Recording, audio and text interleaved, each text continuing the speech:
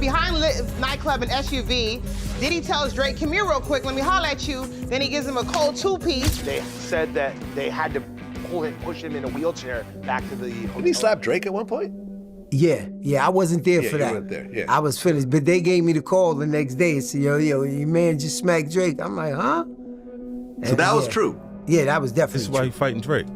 When you hit Drake, because he used the beat that he didn't actually use 0 to 100. But it wasn't a hit yet until Drake put the lines on it. And he's upset about that because you can't hear it, but he felt like he took something from it. On December 2nd, 2025, 50 Cent pulled one of the most ruthless moves any real hater could ever pull by dropping the Diddy docuseries. The series didn't just focus on Diddy's alleged misconduct, it also dug into a bunch of wild industry antics from over the years. The impact was huge too, because the docuseries went on to break records. But Curtis, people know about this very public, long-standing feud that you've had with Sean Combs. Look, if I didn't say anything, you would interpret it as the hip-hop is fine with his behavior. But fans couldn't help but notice one major thing that was missing: the whole Drake and Diddy drama. And that's interesting, because if the stories are true, the superstar himself might have been one of Diddy's many victims. Let's get into it. Now, aside from the people Diddy was accused of abusing, Drake's name has also come up in the long list of people Diddy allegedly put his hands on. Over the years, headlines have gone back and forth, some saying Diddy hit Drake, others saying Diddy punched Drake. The wording changes depending on who's telling the story, but one thing seems consistent across the board. Something physical did happen between Diddy and Drake. Of course, in typical Diddy fashion, he completely denied that anything like that ever took place. Like, what made you put hands on Drake? I did not put hands on Drake. Oh. And I do not want any problems with Drake. But while Diddy was denying everything, 50 Cent did what 50 does best: talking. According to 50, Diddy really did hit Drake, and the reason behind it wasn't random. In 50's version of events, Diddy felt like Drake stole a hit from him. 50 explained that unlike the late 90s and early 2000s, when Diddy had an almost supernatural ability to hear a beat and immediately know it was a hit, that skill doesn't really apply to the current generation anymore. Back then, Diddy could spot a smash from a mile away, but by the 2000s, the game had changed. And according to 50, Diddy just wasn't plugged in the same way. That exact disconnect, 50 claimed, is what sparked the tension between Diddy and Drake in the first place. Puff can't hear a hit? That's kind of crazy, Fifth. He still hear things from back then. This is why he fighting Drake. When you hit Drake, because he used the beat that he didn't actually use 0 to yet. 100. Right, you see what I'm saying? What makes this whole situation even crazier is that their beef didn't start with hatred. In fact, it was the complete opposite. The issues between Drake and Diddy go all the way back to 2010. But at that time, they were actually cool with each other. Diddy featured Drake on the song Loving You No More from his 2010 album Last Train to Paris, which was a big deal at the time. Their relationship stayed friendly for years. In 2013, Drake even brought Diddy and Mace out at OVO Fest, and he later described that night as one of the best moments of his life. Drake openly admitted that he looked up to Diddy and that Diddy was one of those artists he admired growing up. But things took a turn in 2014. That year, Drake and Diddy performed together at Club Live in Miami. During the performance, something awkward and now infamous happened. Drake snatched the microphone out of Diddy's hand mid-performance, leaving Diddy briefly grabbing at thin air before bending down to grab another mic. What makes the moment both funny and ironic is that Drake was performing Worst Behavior at the time. So you could say he was very much on his worst behavior and unintentionally living up to the title of the song. Some people believe it was just heat of the moment energy. A crowded club, loud music, adrenaline high. Drake probably didn't even realize what he did until after the performance, if he noticed at all. Others, however, think that moment planted the seed for everything that followed. Whether intentional or not, many fans believe that Mike's snatching incident was the beginning of the end for their relationship. And if that was the spark, the real gasoline came from the beat to 0 to 100. Here's where the story really connects. Producer Frank Dukes, who had worked with Diddy in the past, created the melody for a beat and sent it to another producer, Boy Wonder, often written as Boy Wonder. At the time, Boy Wonder was actually in the studio with Diddy when he received the file from Frank Dukes. Right there in that same session, Boy Wonder built the full beat around the melody, the same beat everyone now recognizes instantly. Boy Wonder offered the beat to Diddy first, but Diddy passed on it. He said he didn't want it. Later on, Diddy changed his mind. He decided he actually did want the beat, but instead of using it himself, he sent it to Drake with a specific plan. Diddy wanted Drake to ghostwrite a song for him on that beat and also include a verse for himself with the intention of featuring Drake on the final record. 0 to 100 was initially a record that, was my record. So was it that Drake sent you the song you sent Drake the song for him to get on it for you? No, for him to ghostwrite for me. Okay. Yeah. Drake did exactly that. He recorded the song and sent it back to Diddy. And once again, Diddy passed. He wasn't feeling it, so he decided not to use the song at all. This decision pretty much reinforced 50 Cent's point that Diddy could no longer recognize what would connect with this new generation the way he once could, because what happened next changed everything. After Diddy rejected the song, Drake decided to keep it. Instead of letting it collect dust, Drake uploaded 0 to 100 to SoundCloud just to see what would happen. What happened was immediate chaos. The song blew up almost instantly. Released in July 2014, 0 to 100 became one of Drake's biggest songs ever. It didn't just perform well, it dominated. It was everywhere. Fans loved it, critics praised it, and publications started calling it one of the best songs of the entire year. The track went on to be certified platinum and became a defining record of Drake's career.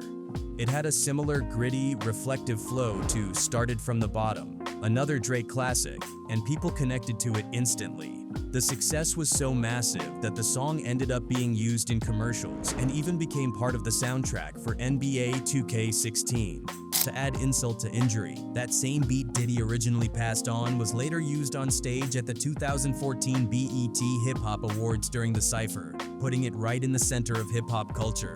With how successful 0 to 100 ended up becoming, it's really no surprise that Diddy eventually started feeling some type of way about the whole situation. What made it sting even more was the fact that the song didn't just blow up commercially, it also got serious industry recognition. That same year, 0 to 100 was nominated for not one, but 2 Grammy Awards, Best Rap Performance and Best Rap Song. At that point, there was no way to spin it.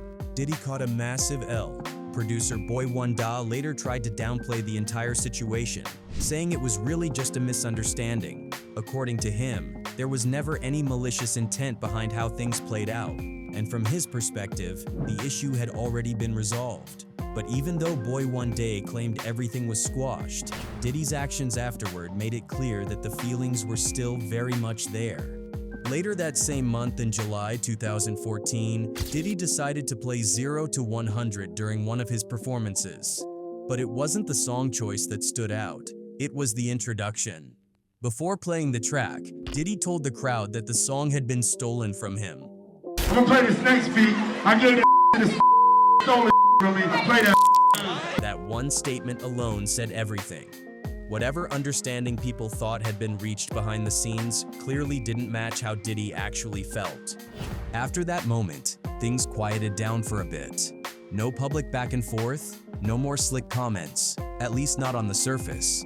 That is, until Drake and Diddy crossed paths again at the very same club in Miami where the infamous mic snatching incident had happened months earlier. Both artists were there to celebrate DJ Khaled's 39th birthday party. According to reports, Diddy tried to approach Drake and talk things out regarding the 0 to 100 situation. But Drake wasn't interested. Instead of engaging, he reportedly brushed it off and played it slick, clearly not trying to entertain the conversation. Things might have ended there, but as Drake was leaving the party and getting into his car, Diddy decided to confront him one more time. Drake stepped back out of the car to talk, and that's where the situation completely spiraled out of control. No one knows exactly what was said between the two, but according to multiple insiders, Diddy slapped Drake. Once that happened, all hell broke loose. A huge fight broke out, and during the chaos, Drake reportedly dislocated his shoulder and had to be rushed to the hospital. Some reports even claimed that Drake ended up in a wheelchair afterward. They said that they had to push him in a wheelchair back to the hotel in Miami. As expected, Diddy denied ever hitting Drake. But it wasn't just 50 Cent saying otherwise. Multiple insiders also confirmed that the incident did, in fact, happen. Although there was no footage of this, based on people that I've spoken to close to the situation, Diddy really did punch Drake in the face. He's like, boy, you wouldn't just believe what happened. I'm like, what? Diddy just slapped Drake. I'm like, where? Slapped or punched? I heard a slap. What stood out to a lot of people was Drake's response, or rather, his lack of one. Drake never retaliated publicly, but that doesn't mean nothing happened behind the scenes. There were definitely people willing to step in on his behalf. One of those people was Jay Prince. Jay Prince reportedly got involved and warned Diddy to stay away from Drake, making it clear that he considers Drake family. So let me put these bully niggas on notice by letting them know Drake is family. And the weak shit from Puffy and Suge is on my radar. Puffy, feeling like he can put his hands on my family, open the doors for his family to be touched. Anyone familiar with hip-hop knows that when Jay Prince speaks, people listen. That warning alone likely played a big role in stopping the situation from escalating even further. Drake finally addressed the entire situation about a year later. On the song 4 p.m. in Calabasas, Drake appeared to take multiple shots at Diddy. One of the most obvious lines was, "Even had the OGs trying to press me, ha ha ha ha, no way out, cause I'm already in it." Diddy is absolutely considered an OG, and the ha ha ha ha is a clear mockery of the way Diddy laughs on his own song, Can't Hold Me Down. The No Way Out line is also a direct reference to Diddy's debut album of the same name. Drake was clearly talking to him without saying his name. Drake kept the jabs coming. When he said, take that, that was another direct shot, referencing one of Diddy's most famous catchphrases. He then went even further by comparing Diddy to Leonardo DiCaprio, hinting at how Diddy denied and dodged questions during his Breakfast Club interview. Another line, Drake, will you stop smoking la la, was also a callback to Diddy and Mace's Can't Hold Me Down.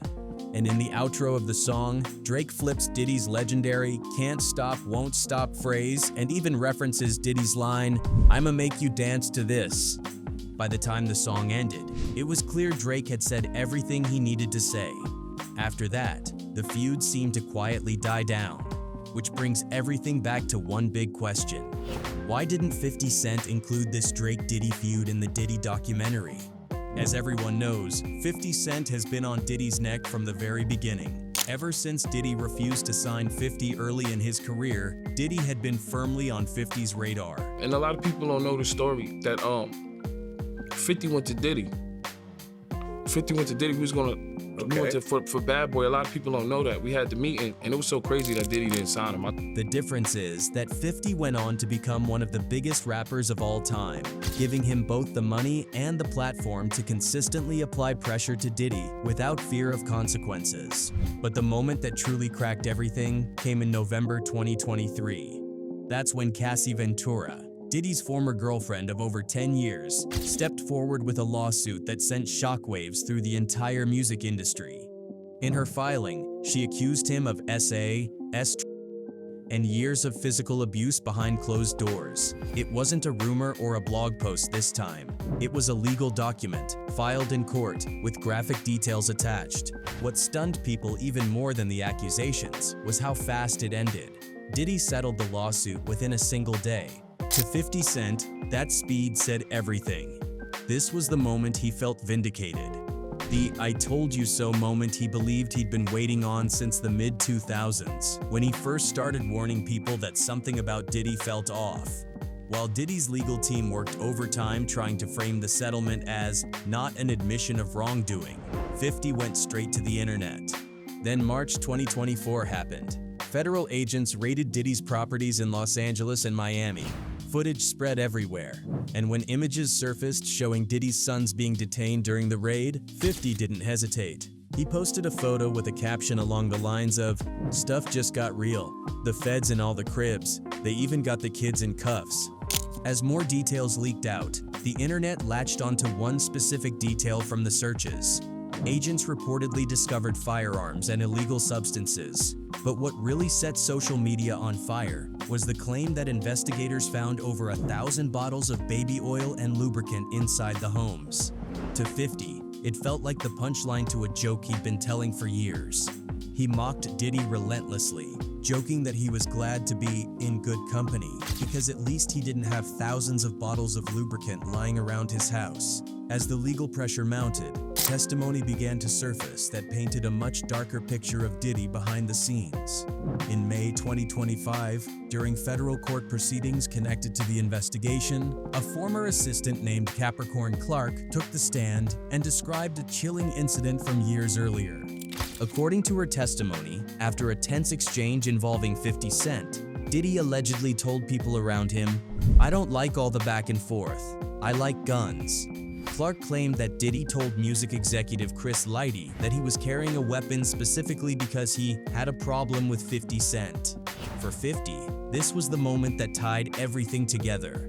While Diddy had spent years presenting himself as the calm, polished mogul on television, court testimony suggested a very different mindset behind closed doors. When news of the testimony broke, 50 did exactly what people expected. He laughed, publicly. He posted an AI-generated image of himself looking terrified with a caption joking about needing to stop everything because Puffy's got a gun. Later, he followed it up with another post mocking the idea that he needed to lay low, saying he'd probably just hide out at a playoff game that night. But underneath the humor was something more calculated. 50 understood that winning this war wasn't about diss tracks anymore. It was about shaping the historical record. For months, he joked about doing a documentary exposing Diddy. Most people assumed it was just another troll. Then 50 shocked the industry by announcing that his production company was actually making a documentary focused on the allegations surrounding Diddy, and he sold the project, titled Sean Combs: The Reckoning, to Netflix. That move changed everything. That you've had with Sean Combs. So what brought you to this project? Well, was there anything that surprised you when you were watching the footage? No, that didn't surprise me at all. Diddy's team immediately fired back, calling the documentary a shameful hit piece and claiming Netflix had relied on unauthorized material. But 50 didn't flinch. He had the platform, the reach, and the timing. The series featured interviews with alleged victims, never-before-seen footage, and a deep dive into the accusations surrounding Diddy's private lifestyle and alleged behavior. Then came the coldest move of all. To promote the documentary, 50 sat down for an interview with Good Morning America. When asked why he chose ABC, 50 explained it plainly on social media. ABC is one of the few networks commonly available in federal detention facilities. He wanted to make sure that if Diddy was watching television, he would see 50 telling the world his version of the story. People know about this very public, long-standing feud that you've had with Sean Combs. So what brought you to this project? Well, I just want to make really hit television. As legal proceedings continued, Diddy was eventually found guilty on charges related to transporting individuals for illicit activity and sentenced to several years in prison. In response, 50 posted a mock letter addressed to the judge, jokingly warning him that releasing Diddy back into the public would be dangerous. He added that Diddy would probably just return to hiring escorts and keeping most of the baby oil away from civilians. Even then, Diddy reportedly stuck to his long-standing kill them with kindness approach. In December 2025, after the documentary aired, 50 claimed Diddy sent him a bouquet of flowers at a club where he was performing. But 50 didn't see it as peace.